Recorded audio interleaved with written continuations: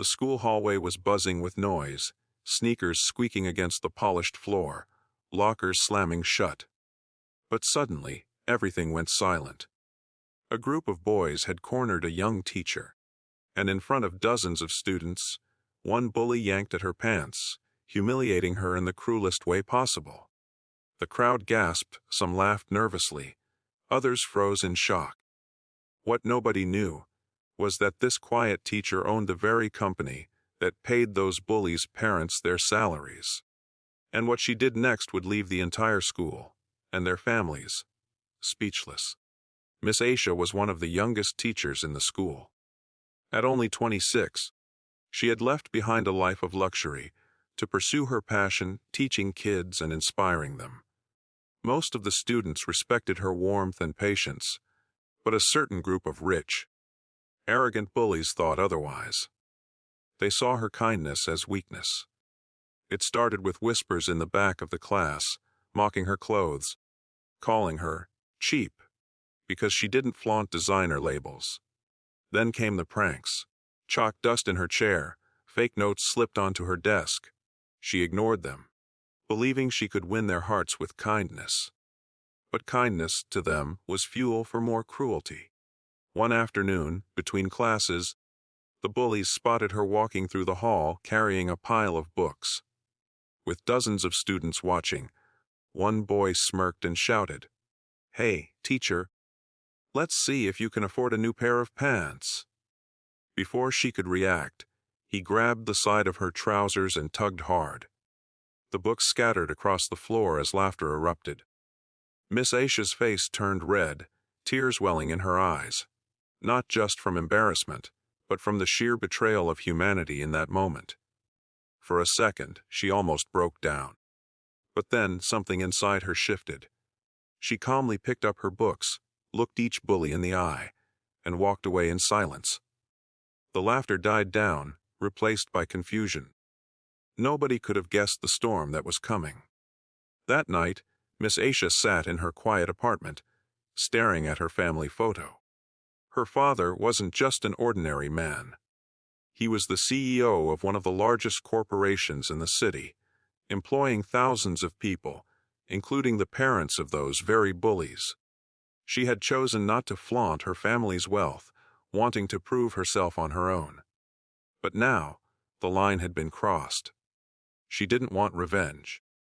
What she wanted was transformation. She wanted these children to understand respect, humility, and the weight of their actions.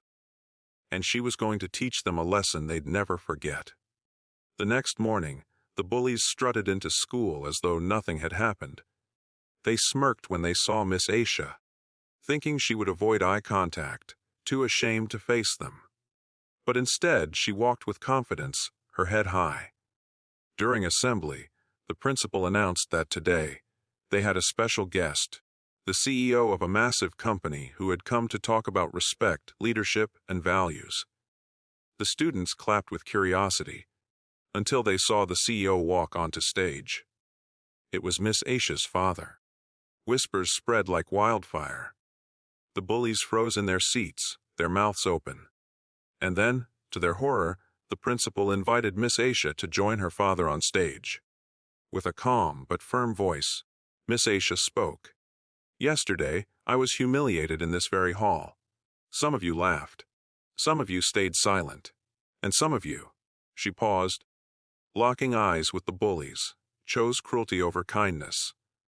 But what none of you knew is that respect doesn't come from wealth, clothing, or power. It comes from character. And today, you will understand that lesson deeply." Her father stepped forward. "Many of your parents work in my company. They work hard, with honesty and dignity, to provide for you. But if you choose to disrespect others, you not only dishonor your teachers, you dishonor your families." The entire hall went silent. The bullies' faces turned pale as their classmates stared at them. The weight of their actions finally hit them. Later that day, the bullies' parents were called to school. They were deeply ashamed, apologizing to Miss Aisha with tears in their eyes. That night, the boys themselves came to her door trembling. One of them, holding back tears, said, "We're sorry. We thought it was funny. We didn't realize how cruel we were." Miss Aisha didn't scold them.